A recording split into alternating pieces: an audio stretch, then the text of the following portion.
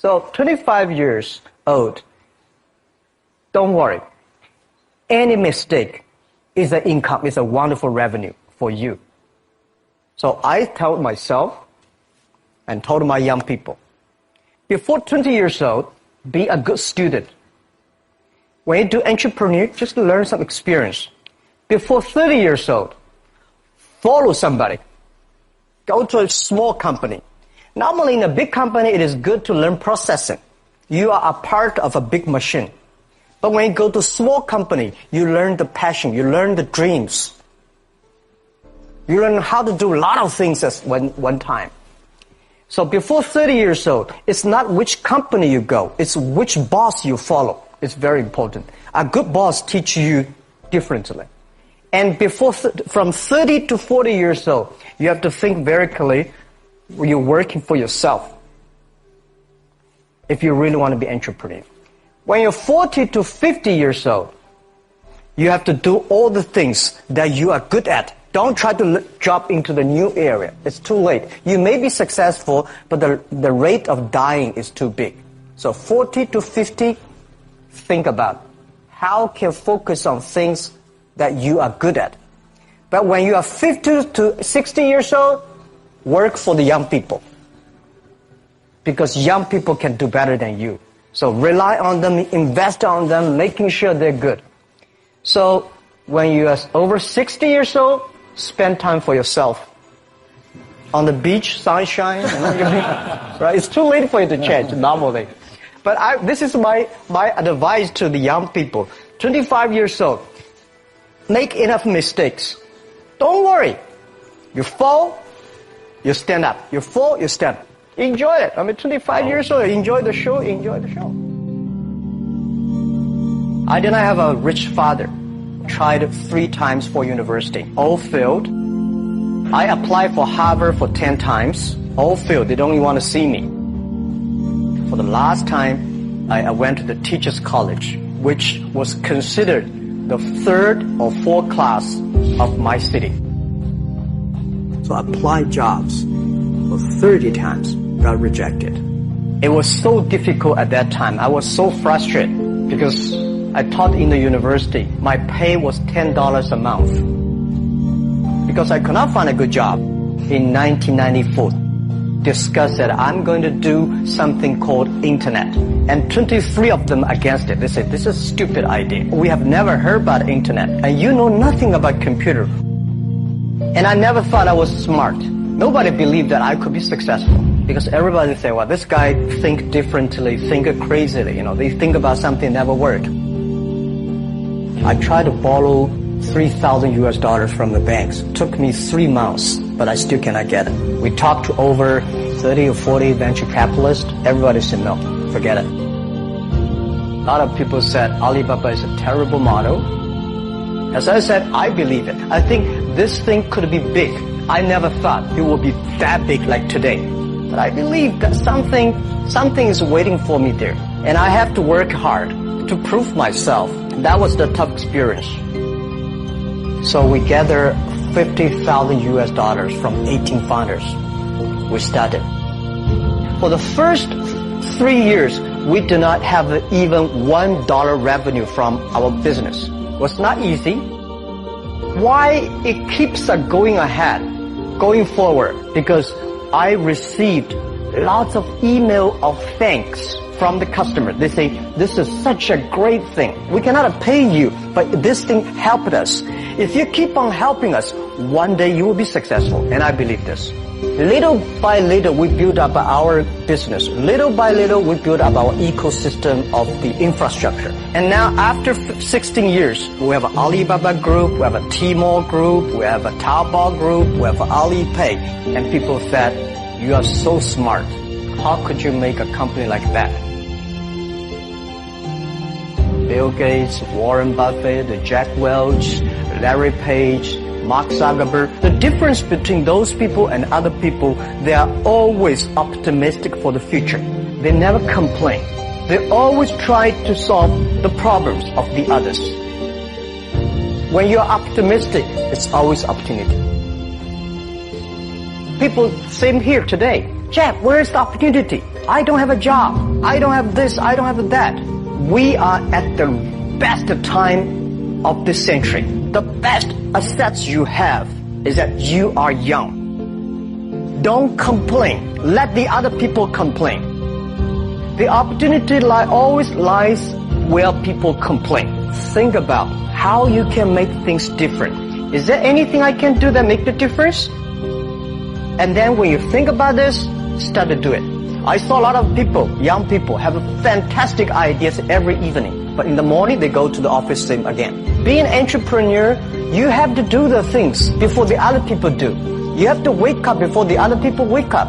You have to be more brave than the others. Use your instinct. Everything you do is to the need of the customer. To everybody, to any person, tomorrow is new. Make the move. Make the action. Whether investors believe in this or not, whether your friends believe it or not, whether your parents believe it or not, that's not important. You believe it. Your team believe it. And work day and night on this. That's how the things happens. Make enough mistakes. You fall, you stand up. Any mistake is an income, is a wonderful revenue. Don't worry about the money. Money follow the people. People should follow the dreams. If you have a dream, just to go ahead. I think nobody can conquer the world. We only can serve the world. Either work for the others or work for yourself. And I choose the way, work for myself.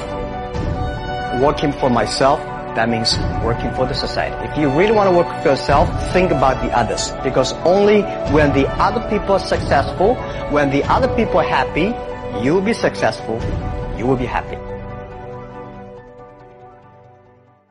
I think today people worry a lot about the world, about the economy, China economy in the world. But I'm very optimistic. When people start to worry, that is the opportunity is. But I worry about the blood testing, and she created good things. And I think great innovations, great companies always happen in the tough times. Life's like the music. You have up, you have a down, you have a long, you have a short notes. And I like your American movie. Life is like a box of chocolate. You never know what you're going to get, right? So I'm pretty optimistic.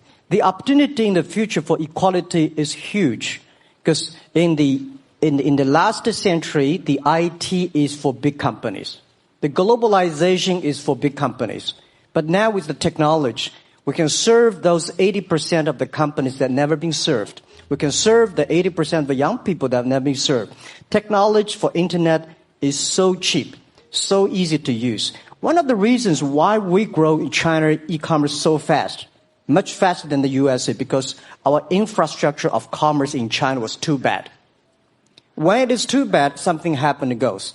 Today we are working on the rural areas of China. I can never imagine that China, about 800 million people still live in the rural areas, are farmers. And there are about close to 200 million people. Their income is less than $1 per day. And before the internet, it's impossible for these guys to reach the PC because it's so difficult. Even people like me, I don't know how to use a PC. But now 80% of the farmers, those people using mobile phones. When I have the mobile phones, the internet, the data, things change a lot. So I'm excited about the future. People always worry. I love the young kids sitting there and talking about the dream, the hopes. Because if they have the hope, we have the hope. That's what I believe. And let's just take what you do. And I've loved every description I've ever heard about how you serve people, and your story about the bamboo farmers and your wife and her friends. It was fabulous. But where's this going? What are you going to do? What are your plans to maximize the use that people in remote rural areas of China can make of their cell phones besides ordering your products? How are you going to get it? Are you going to get them in the banking system through cell phones? How? Well, we never know that we can grow so fast. The past 5 months, we covered 4,500 villages. And these people, normally they use in very traditional way. It took them like we went to a rural area. It took the farmers 2 hours to walk to the downtown in the middle of the town and buy things. But today, because the mobile phone, and we can deliver things to their home, to their village within 72 hours. I remember last week I read a very interesting news. This is amazing. There is a girl, she told me a story. She said her grandfather, 92 years old birthday. And for his life, he always wanted to try one Western style food. But he lived in the rural areas. There's no such restaurant food. So she said, I tried on the internet, book a restaurant dinner for Western food delivered to that village. And they immediately find one restaurant. There are 3 guys. They took like a 3 days bus from Shanghai to that village, made Italian spaghetti and beef for them for this 92 years old birthday. And whole village was excited. Everybody said, wow, you can order food, Western style food. So buying almost everything. And also we're helping, there are a lot of farmers, they plant a lot of apples, great apples. But 90% of the apples rotted because there's nobody buy them. They normally buy by track. If you sell the apples, they sell whole track. And using the traditional way, they can sell by whole basket of the apples. But now, because of the internet, they sell by one. Each apple, they sell $1. Or, 1 RMB or 2 RMB for each. So the farmers see using internet, they can buy and sell using the mobile phone. That changed their lives. And I think it's exciting. And people need examples when they see, my neighbor made money through online to selling things. My neighbor buy much interesting things online. People start to learn. And more people start to buy the mobile phones. We cannot make all the mobile factories to sell phones to them. Only they know the mobile phone really works, helping change their lives. They start to buy the mobile phones. Just one more question. And then, do you think this will make the current problems like the current problem in China less likely? That is, if we'll have more market information and the market will drive where the investment goes instead of the government trying to make judgments about, I better build another housing development or office development here, there, yonder, and you wind up with a bubble. Well, if it comes from the bottom up, is it more likely that fewer bad things will happen? Yeah, I think last week I was in Seattle discussing about the China economy. I think you American people worry too much about the China economy. Well, you see, every time when you start to worry about China goes better.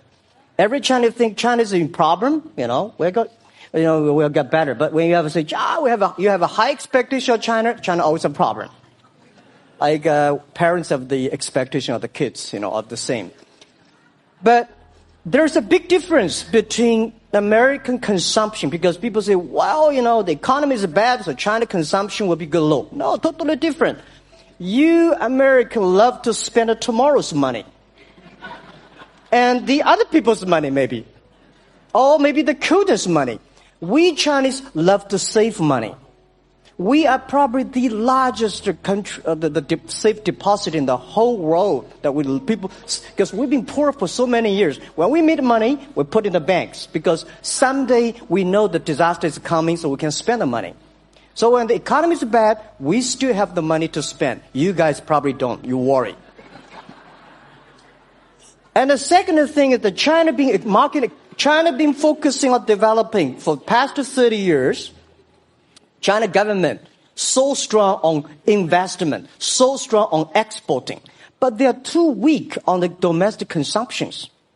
Domestic consumption is not driven by government; it's driven by entrepreneurship, driven by the market, not the government. So in the past 20 years, government is so strong. Now they're getting weak. It's our opportunity.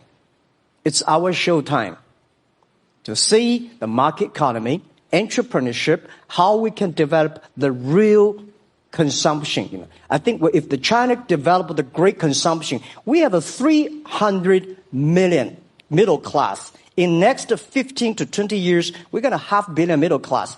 We need to import a lot. So when we start to import, that's a great. I worry a lot when we export. When we export, we got a terrible sky, we have a terrible water, we have a terrible environment. When we start to import, we got to be better. So that's all the great opportunity, guys. Be happy about that. I'm serious. I agree with that. I'm serious. Yeah.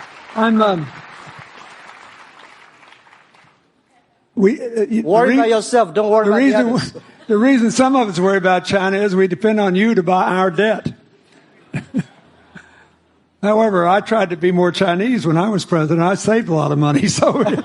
Good. But I just wanted you to say that because I really believe that. I mean, I think you're absolutely right.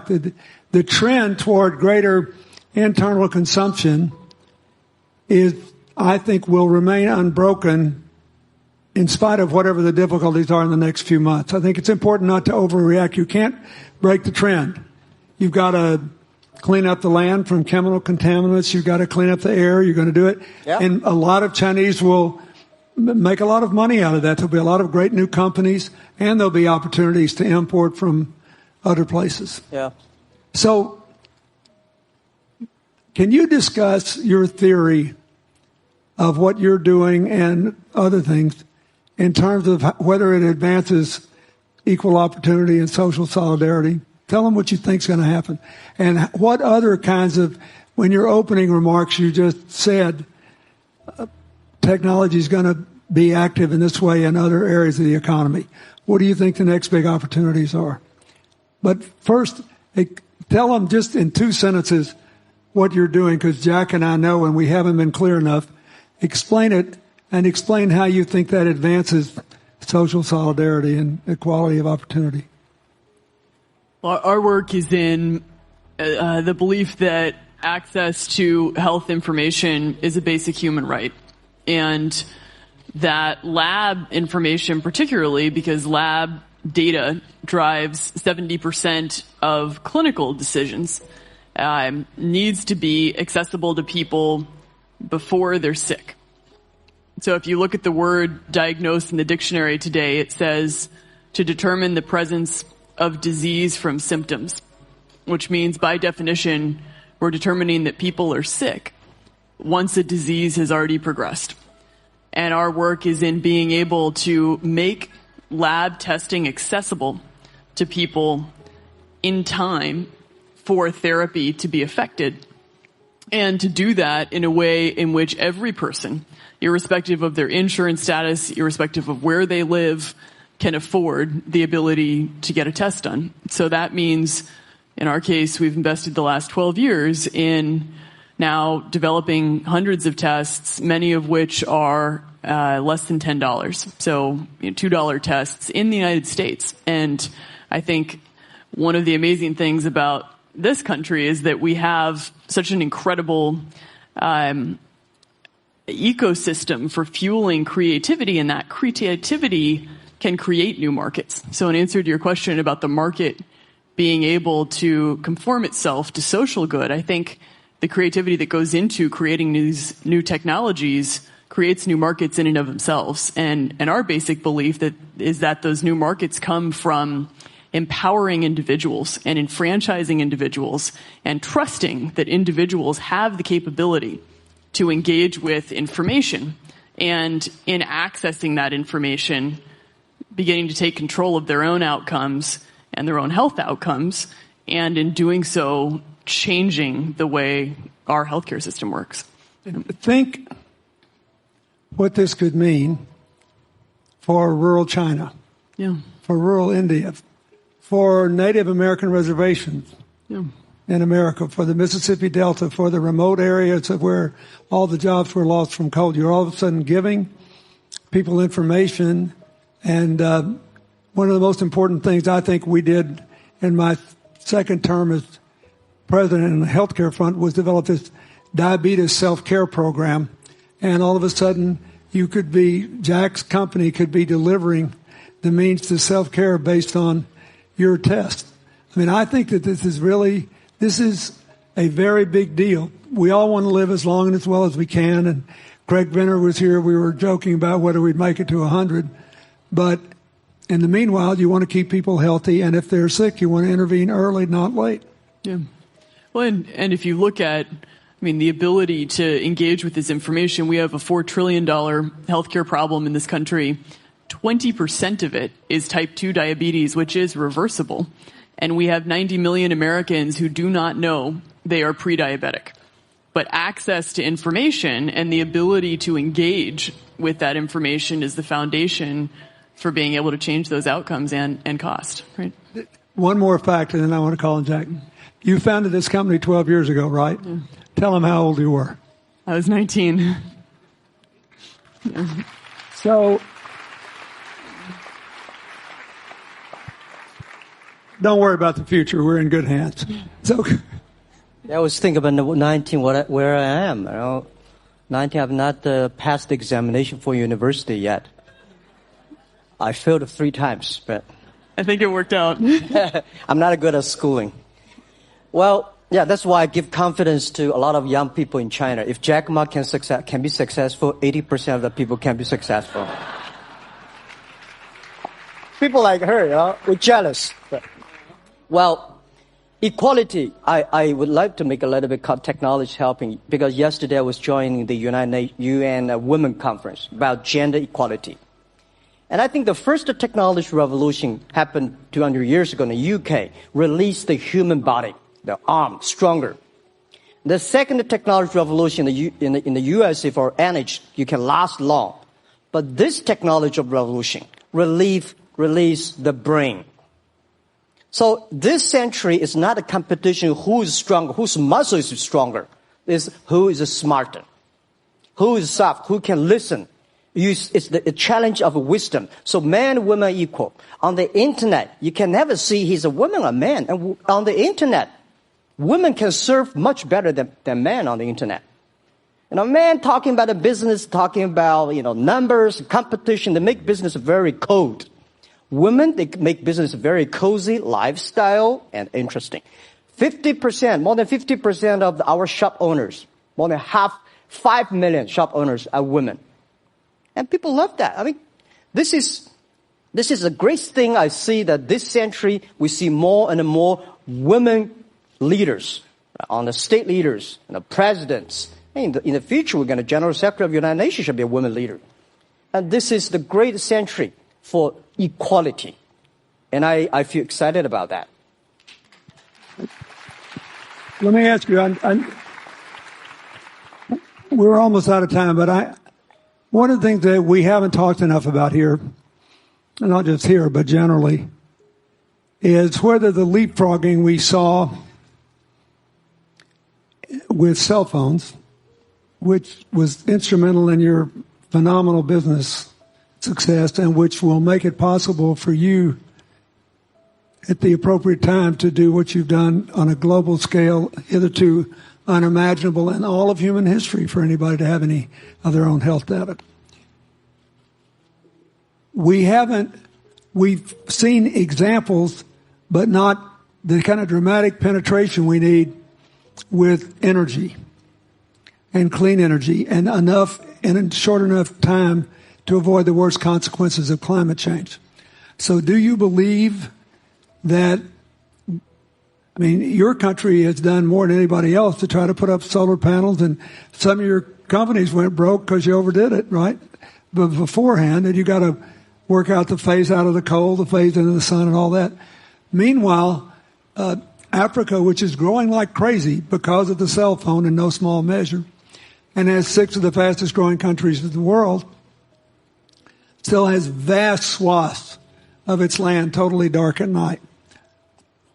Do you believe that it's possible for us to scale up with distributed solar power rather than centralized as quick as we did with the cell phone? And if so, and if that were your business, if you had to quit what you're doing today and start there, how would you do it? And how would you do it? Very first, I know that. I'm such a huge believer in technology, and I think especially right now, we're at an incredible time in terms of new technology and the ability to apply technology in a scalable way toward solving some of these problems. So I would look at it in the context of some of the renewable solutions that we already have, and in the context of empowering, connecting individuals with access to those solutions, and in the context of creating markets around them. I think that there's real opportunity to actually create an ecosystem in which people can financially benefit from these solutions, and I think that's going to drive an adoption. I think in developing economies, there's a revenue stream associated with that, and the more we can turn even already some of the technologies that we have into markets, the more that we can fuel, I believe, local growth and individual engagement in beginning to adopt some of these solutions. Just related to that, Jack, you answer it, and then I'll ask you one final question. Yeah, I am a strong believer that technology can make world much better, because people say China economy is getting slower. I'm happy about the 7%, even 5%. Even 5% of the GDP of the number of China, of the second largest economy, is big enough. But you don't expect China to keep on growing 11%. Because like one human body, when you're 1.8 meters tall, you cannot keep on like a 10% grow every year. You have to grow the quality, your mind, the wisdom. So I think China needs new technology to solve these problems. And which today, the data, the clean technology, all these things that China is supposed to do, if we keep on the tradition, the old ways, we'll go nowhere. But this is why I feel excited, because people ask me, what is your dream now? Because I never thought I would be today. I can sit here talking to president. I'm like a guy, on the street, and like failed 3 times for university, 5 times for high key schools. I applied for 10 times in Harvard school, all rejected. I never thought, because of the technology, because the internet gave me this opportunity. So I'm thinking, when I retire, I don't want the Chinese people have a terrible water to drink, unsafe for food, and the money we make all spent in the hospital. That's disaster. So how we can use the technology to enable young people. The great chance of this world, don't worry about it. We got 1.4 billion people who were born in 1980s. They are the people of the internet times. They are going to have new ways to solve the world problems. The things you are worried about today, they can solve it. And human beings have these kind of worries for centuries.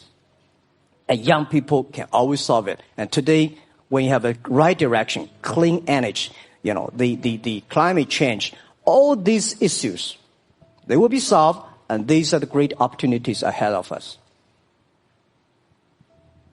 Anything else? I agree with that. I think the more we can enfranchise people, the more we can create ecosystems in which individuals are empowered, the more we give rights to individuals to be able to build businesses, to be able to pursue the economic benefit of technologies, the more you see these markets change. Before they leave the stage, I want you to look at them. And I want you to think about the time we have had to spend here dealing with the refugee problems in Syria and Lebanon. Stand up, Elias. This is my friend Elias Bousab. He's the education minister in Lebanon. He's got to educate all these kids. And so he left a miracle that very much reflects the lives that Elizabeth and Jack have lived. He was in a very responsible position at the American University of Dubai. They started bringing American scholars over there to live in an Arabic culture. He did all these wonderful things. Lebanon got in trouble. He went home to save his country.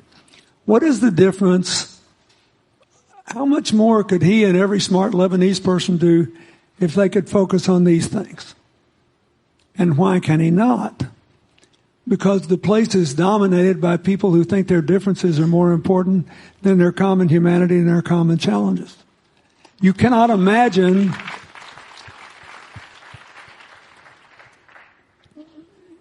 Jack Ma's proud of being Chinese. I like that. He never hid it. He's happy about it. I'm proud to be a global citizen. Yeah. And I imagine Elizabeth's proud to be a blonde-haired, blue-eyed American techno whiz from Northern California. Yes. But they don't, not a word either one of them has said has defined the meaning of their lives or the direction of their work with negative reference to someone else. My friend Dikembe Mutombo, stand up. No, you don't have to stand up. It'll hurt you too much. You're an old man. My 7'2" tall friend was just inducted into the National Basketball Association Hall of Fame. And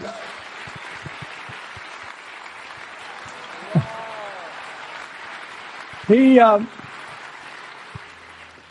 my whole family loves him. And I have seen how much he has given back to his native country, Congo, which has been so troubled. I've known him a long time. We both went to Georgetown University. I did before he was born, I think. I've never heard him say a resentful thing about anybody. I have seen him give and give and give and try to give the people in his native land opportunities. Why am I telling you this? He's had a good life because he never defined his life with negative reference to anybody else. He never begrudged anybody else's success. And he thought he had an obligation to help other people. I'm telling you, we are back in a time of collective global insecurity where the main struggle is the oldest one in human history, just in modern techno realities. I mean, if you were trying to build the Middle East, you would think about our permanent sponsor here, the ambassador from Oman, who her government tried to help head off a calamitous war in the Middle East over the nuclear issue in Iran. We all pray to God that it'll work out all right. And the lead she made. You look around all these places, wherever people are putting aside their differences and working together, good things are happening. We cannot achieve economic or social equality without living in the factual realities of the world we face, looking at the obstacles, looking at the opportunities, making the best decisions. And those of us who even feel good about ourselves because we think we spend a lot of time giving, our whole goal should be to work ourselves out of a job. One of the things that the Bill and Tanny Austin are sitting there with Starkey, they started giving away hearing aids, and then they decided, well, we better teach these young people how to speak. If they get the gift of hearing, they'll have to learn that. So they got into the education business. Sonny Varkey got into the education business and decided somebody ought to do something really dramatic to remind people that the only people that really matter are the teachers. So he gave the first Global Teacher of the Year award last year, and an international panel gave the prize to a teacher from Maine who promptly gave the entire $1 million to her school. Woman never made any money in her life. She gave all the money away immediately. The future is going to be forged by people who think of how to use the modern tools that we are given, as Elizabeth and Jack have, to create opportunity through empowerment. And it will not be a straight line. It's too many moving parts. But I just want you to think about that. The reason you feel good looking at them is that you identify with them even though they're different from you. And that's basically where we are all over again, and we can't slip back. We can't give up. That's why we had the Prime Minister of Italy and George Soros talking about the future of Europe, and George said it was coming apart, and the Prime Minister said, no, it doesn't have to come apart if it's about something more than economics. I thought it doesn't have to come apart if you will it not to. And you put yourself on the line for it. There are no guaranteed outcomes today, but you can guarantee that the trend is right. So go ahead, you were going to say something, weren't you? Yeah, I just wanted to add, I mean, as we're talking about the future and from my own experience and looking at all the faces here, I think a huge part of the answer to your question is also to raise our little girls with the stereotype that they can be the best in engineering and science and math. Because when they do in all of these industries, it changes everything. And we need to do that in this country, and we need to do that as parents in other countries. You know? Yeah, I was thinking about what you say. I think about when you talk about problems, you normally it's like a politician. When you talk about opportunities that the business people, I was thinking about how we can using all the problems that change the problem become the opportunity. And I don't know. I just feel excited when people talk about problems. I think think about if you can solve one of them, that's the chance. And today, nobody live in this century has so many opportunities and so many tools they can use to change other people's life. And I think in the last century, which I call the IT time, this century is called the DT time, data technology. IT is to empower yourself, make yourself strong. DT is to empower the others. When you empower the others, you empower your future and yourself. So when I listen to you talk, I agree, and I think that's why we were born in this century. That's why how we can use the internet to help more people. Let's give them a hand. Thank you.